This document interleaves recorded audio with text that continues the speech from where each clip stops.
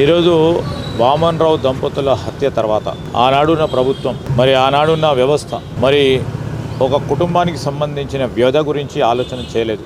నిష్పక్షపాతంగా విచారణ జరపాల్సిన బాధ్యత ఆ ప్రభుత్వం చేపట్టలేదు. దానిపైన ఆ రోజు కూడా కాంగ్రెస్ పార్టీ పక్షాన మేము సిబిఐ ఎంక్వైరీని కోరినాం.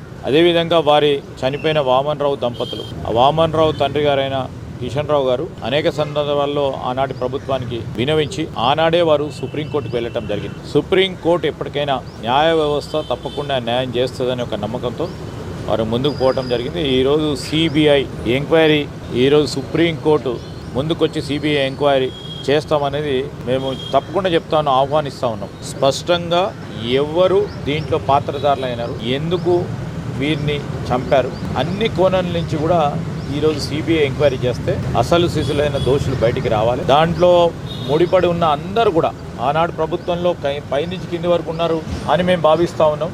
వారందరూ కూడా బయటికి వస్తారు. దాంతో సంబంధం ఉన్న వాళ్ళందరూ కూడా దీని ద్వారా బయటికి రావాలి.